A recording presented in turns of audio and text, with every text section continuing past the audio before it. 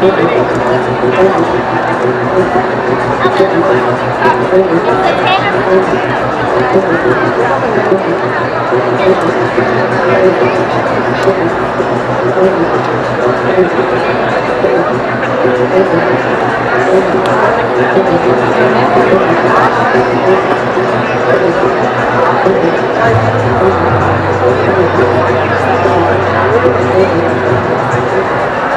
and gentlemen, Sam J. Jones!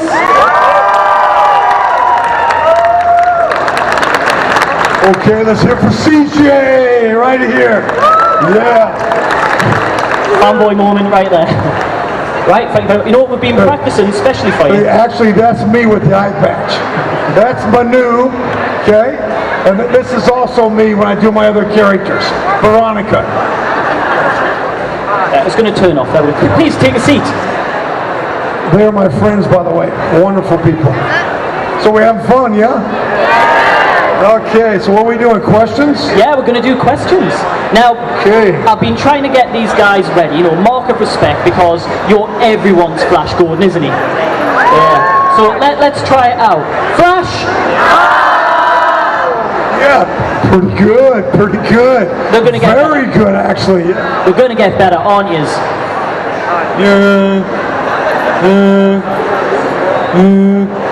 Anyway, focus on you, the big man.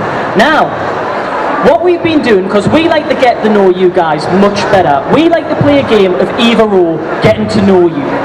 So it's some quick fire questions, and you've got to choose your favourites. Okay? Choose my favorite question or favorite answer? Favorite answer. Okay, favorite answer. So, for example, the first one is coffee or tea? Tea. Tea, nice choice. Sunrise or sunset? Sunset. Slacker or overachiever? Overachiever. Nice. There's not much value in slacker. That is true. I've tried that before. It doesn't work. It doesn't work. I'm sorry. One of the toughest ones we've had, Marvel or DC? King Features. That's who owns Flash Gordon. I'm not going to argue with that, am I? Adventurous or cautious?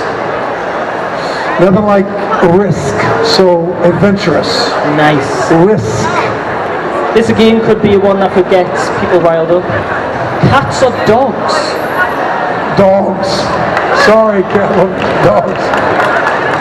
Fruit or veg? Sorry? Fruit or veg?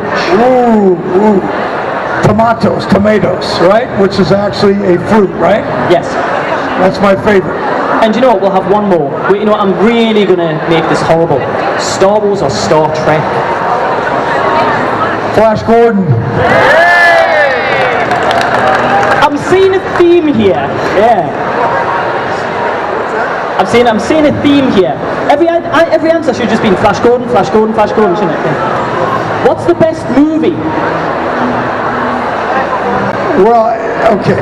No, you mean as in my favorite? Yeah. What's your favorite? This is going to shock you. Okay. Two of them. Flash Gordon? Braveheart and Patriot. I'm sorry. Okay. And I just, even, you know, my kids are grown up now, but with what I did with my kids, every time Braveheart was on, you know, we would get the plastic swords, and with Patriot we would get the wooden muskets and the rubber tomahawks, and we would reenact all the fight scenes. I'm sorry, I just loved it. Yeah, and I still do it with my grandkids, right? Whether they like it or not. Maybe a bit too young for Braveheart to watch though, but at least you can reenact killing them. Every parent's dream. Now, am I right in thinking this is your 5th con in the UK now? Is that right? Well, you mean... Overall, this is going to be the 5th one that you visited this year? Well, yeah, I think the last, I did Manchester, Birmingham, London, Ireland, wait a minute, Northern Ireland and Ireland. Got to get that right. Yes. Belfast, Dublin. Did I say that right? Yes. Not the UK. That was very clear. That's very clear. You know your geography. Northern Ireland, Ireland.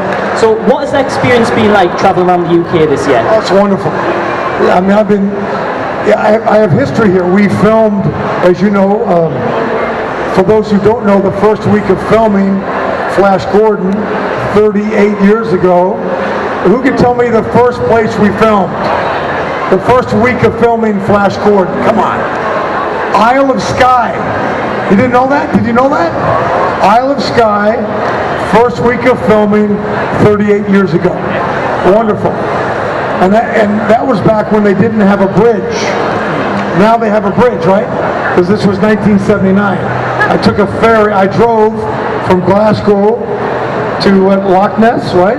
And then I had to take a ferry over to Skye. But now there's a bridge, I was told, right? Any memorable moments, like from any of the countries? Yes, when I checked into the hotel at the Isle of Skye, it was, again, 1979, an old, beautiful hotel.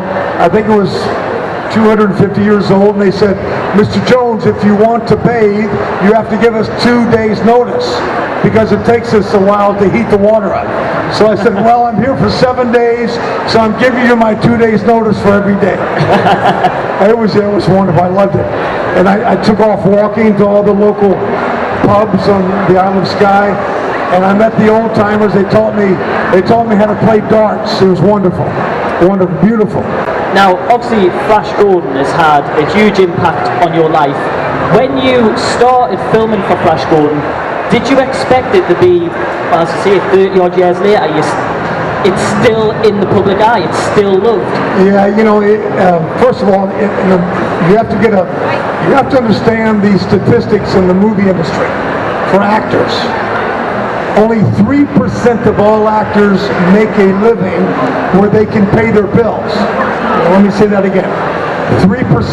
That means 97% of every actor in the world cannot pay his or her bills from acting jobs. They have to have a secondary job. So number one, it's a blessing to be hired in the movie industry. Number two, it's a bigger blessing if it does well.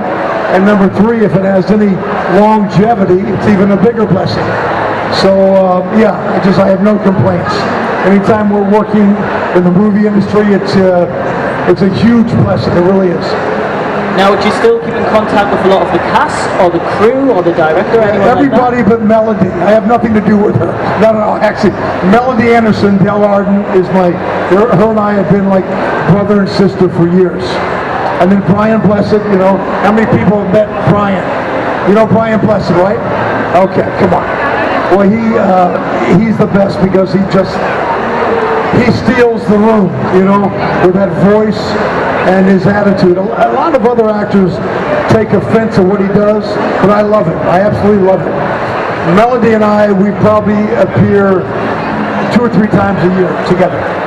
In the UK, Germany, Europe, and then, of course, in the States.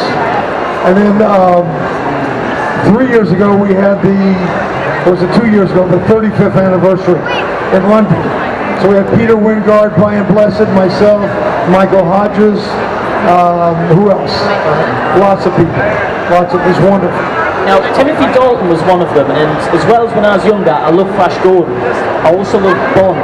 Did you ever think that maybe you could have been on Bond, maybe being one of the villains or one of the spies? Would you have ever been tempted by that? Well, I'd like to play the villain, but I think I'm too American to be James Bond, obviously. But, you know, I would love to play the villain or the nemesis, absolutely, yeah. What sort of bad guy do you think you'd be? Do you think you'd be like big and strong, or do you think you'd be conniving, ingenious? Or? I think just a bad-ass villain. A bad-ass villain. Yeah. Is that what the name would be on the credits? Maybe I just don't stop smiling. Just have a big smile on my face the whole time and just bad-ass. There's been lots of talk, and I know we've talked about this a lot in the past, but I think it's quite an important topic about a Flash reboot. And it's obviously in the works quite a lot. But one of the questions I've never seen asked is, if you could pick the cast and the crew, like directors, for the Flash reboot, who would you choose? Well, I would choose me, number one, to play Flash Gordon. Understandable. And number two, believe it or not, I would like to direct it. You know, that or, I mean, there's so many good directors. Matthew Vaughn, I mean, I go on and on, but yeah. I mean, how many people saw The Kingsman, the Secret Service? Come on, that's not Mark Millar's work, but I mean, I saw it again on the plane, what am I trying to say? On the ride over here. Yeah, on the plane, right? I saw it again just yesterday. It was unbelievable. How many times have you seen it? More than once, right? Twice. It gets better and better. Especially that fight scene in the church. How did they do that? And how do they make him look so smooth? You know, it's unbelievable. That's obviously Mark Millar and Matthew Vaughn. Yeah. I think that actually, Kingsman Flash style would actually work really well. Now, if you were directing, would you do a total reboot with a similar story, or would you try and go in a different direction with Flash Gordon? Oh, with Flash Gordon. Well, you know, first of all, let me explain. Fox Studios has been in development at Fox for almost 3 years. So, you know, it's a sensitive issue with the creators. Matthew Riley acquired the rights of Fox. John Davis is the senior producer. So when you talk about sequel or reboot, it's a very sensitive issue. So I think the new team of creators want to do something selective, confidential. So you really can't talk about it. Well, we can make predictions. Well, see, we'll move on from Flash, and just recently, in the past, I think it was about 5-6 years, you made a totally unexpected cameo that had my jaw dropping, and that was in Ted. Who's seen Ted? Did anybody see that cameo coming? I certainly didn't. That there. Let's be honest, put your hands up if you've ever dreamt of being on that hoverboard with Flash Gordon. That's the rocket cycle, yeah, the rocket cycle. I feel like I want to try and reenact it right now on stage. If you put your arms around my waist, I'm going to knock you out, CJ, right? It was good. Let's be fair, who else would try as well? Yeah, who else wants to get knocked out? That was fun, Don. Come on. Mark Wahlberg's arms around my waist, and there we are. It was crazy, it was wild. A great guy, by the way, Wahlberg. Yeah, you know, I'm getting these calls now. You know, I get these calls from these who once were, you know, 8 or 9 years old. You know, Seth MacFarlane called me around 7 years ago. He said, Sam, when I was 8 years old, I saw your movie and it changed my life. Yeah. I said, how did it change your life? He said, well, when I walked out of the movie theater, I knew I wanted to be a creative type guy. I said, well, Seth, you not only became creative, you became a bit perverted too. I said, I hope I had nothing to do with that. But anyway, I'm getting these calls now at my older age. It's wonderful. On these young men and women at one point in their life, they grew up to be decision makers in Hollywood. So it's wonderful. It's wonderful. Now, obviously, in the film, you are kind of playing a more comedic version of yourself. It's a funny thing when somebody calls you and they say, hey, we want you to play yourself. And then, of course, you read the script and you go, well, wait a minute. That's maybe pieces of me, it's parts of me. Then and then you're thinking, okay, I'm doing a parody, I'm doing a spoof, making fun of myself. But it's pieces of me. So I had to be very careful, because actually some of it was changed. You know, I had to be very careful because of the younger kids as well. Yeah. Now, Seth MacFarlane obviously was involved in making Ted. He has a new show coming out, I think it's called The Oval, which is a Star Trek style. Are you still in contact with Seth, and can we possibly see you in a cameo in the future? Because I've seen the first few episodes and I think they're great, and I think you'd be perfectly suited comedic-wise. It's funny stuff. Yeah, I haven't seen the full episode, but I saw the couple, the promos. It looks funny. I mean, he's always funny. But yeah, I mean, I hope so. You know, we bump into each other every now and then. But I mean, anytime you work for Seth MacFarlane or his team, it's pretty off the wall, pretty unpredictable, you know. Yeah. Would you like to see Sam back on TV? Yeah, come on now, yeah. What about, because you said you want to play a villain, what about a baddie on The Oval? Why not? Yeah, would you do the full alien makeup, or would you just go on looking like a badass villain? Whatever they want to do. Hair, makeup, lipstick, whatever you want to do. I'll just have a big smile on my face, and again, I'm going to be a badass. Yeah, I think we need, if you've got Twitter, we need to tweet Seth MacFarlane, get the hashtag The Oval, get the flashtag Sam J. Jones, and then have hashtag badass villain. Yeah? We need to make this happen, don't we, guys? Yeah. Do you have any questions? Yes, that's what we're just about to do now. We have Marcus just at the bottom there. Hi, Marcus. Come on now. If you have a question, raise your hand and Marcus will very weirdly run over to you. Yeah, that was a weird run out of it. Yeah, it really was. So first question then. Do you still keep yourself very active? Active? Yeah, the fact that I woke up today is a miracle. It's wonderful. No, it's great, yeah. I mean, if I could, I'd probably sleep in. It's amazing when you get older. I just love to sleep. But I've got to get up, you know? We have to get up and do things. Actually, when I'm on the road like this, doing the comic book conventions, and it's actually the time that I catch up on my sleep. You know, after the convention, I like to go to my room. I'm not trying to get personal here now, but I like to go to my room, have room service, and maybe watch a movie, and then go to sleep for 9 or 10 hours, because I don't get that at home. You know, in California, I got the family, the kids, the grandkids, all that. But yeah, but yes, we have to be active. We have to be active. But now, as I get older, everything I do, I want to be efficient and effective. You know, a lot of people say, train hard, do this hard. Well, what the hell does that mean, hard? How about just train smart, train efficient? So that's what I'm doing now. And I can't do all those things I used to do. You know, I mean, I did all my own stunts. I should say all my own fight scenes in my movies. I still like to do my fight scenes, but as far as the stunts anymore, no, I like to, you know, I don't roll around and do flips on concrete anymore. I let the stunt people do that. But yeah, we have to stay active. Yeah. I wanted to ask about Flash Gordon. There you are. About Flash Gordon, you said it was filmed in Skye in Scotland. Oh, the first week. And was that to Dark Harbour? Which part of the film was it? At the airport. Remember the airport? I thought so. At the airport, yeah. Roy was introduced to Dale Arden and all of that. Now, do you remember the actor who opened the door to the plane for us? Do you remember that? Robbie Coltrane. Yeah, go look at that again.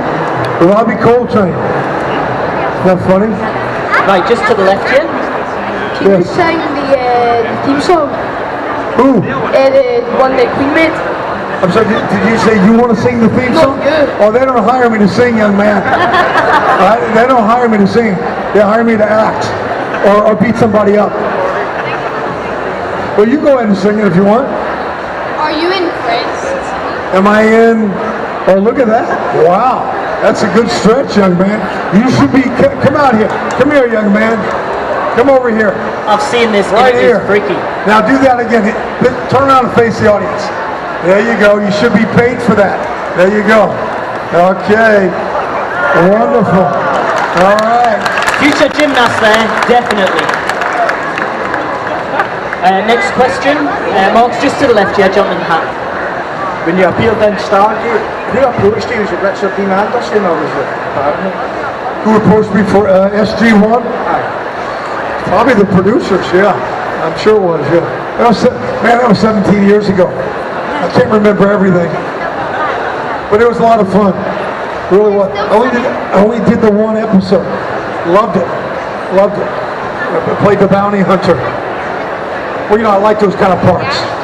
You get paid for hunting down somebody.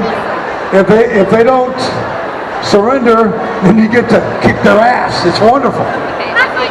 Bad ass villain. Bad ass villain, yeah. Yes, I think we have a lady on the right hand side there. I heard that you were doing like security and like hostage extraction. Yeah, you know, before I was an actor, I was a Marine. I was in the Marines back right out of high school in 1972. So when the film industry got kind of slow about 15, 16 years ago, my wife was very encouraging at the time. She said, hey, we got 2 kids in diapers. one just out of diapers. You're a talented actor, but the phone's not ringing right now. There's the door. Don't come back until you're providing for the family. So, and we should all have wives like that.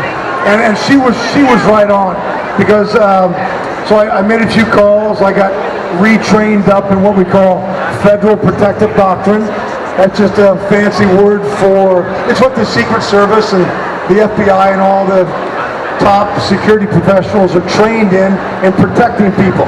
So I got retrained up and relocated to San Diego, where I helped run the cross-border security operations into the border cities of Mexico, protecting executives traveling to what we call high-risk environments. So I did that, and it was wonderful. And so I've been a security professional for 15 years. And so what do you think happened after 2 years of doing that? The phone started to ring to do more movies. That's the mathematics of life as a man.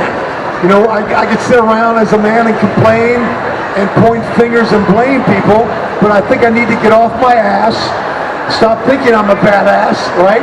And get a job and provide for my family. And then that magical thing happens. Then the phone starts to ring to what we really want to do. It's great. It's wonderful. I love it. I think we'll have the final question with the lady. Oh, so one more there, is it? Did you ever find when you had two very different worlds going on there, like getting in the right headspace for both? Did I ever discover the two different worlds of what's like having to be like the kind of celebrity actor side, then like super serious security person? It's a great question. Yeah, being a security professional and then being an actor, actually the similarities are uncanny in the preparation, the execution. It really is.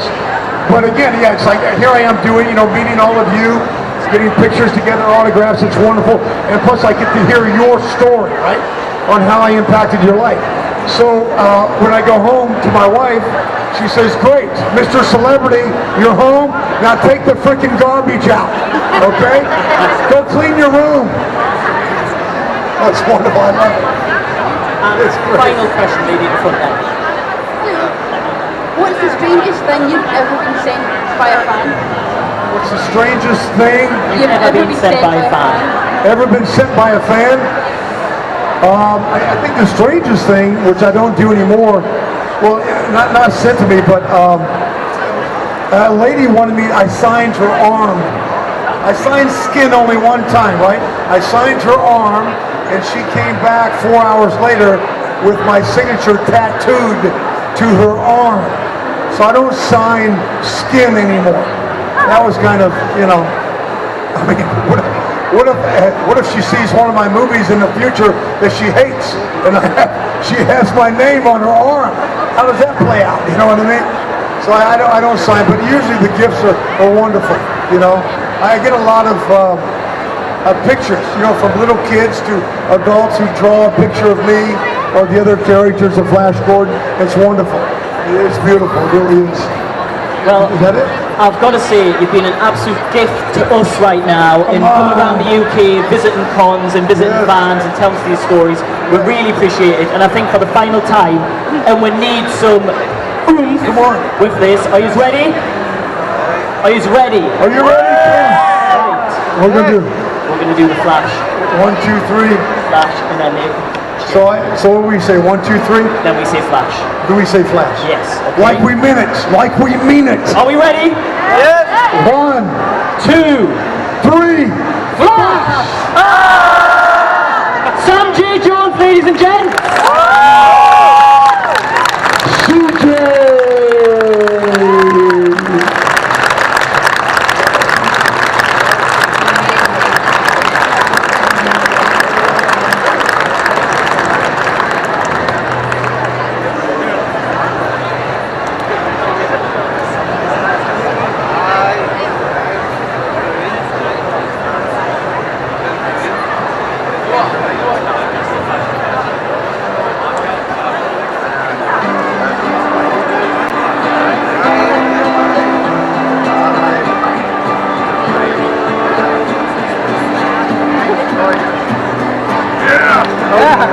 Like that.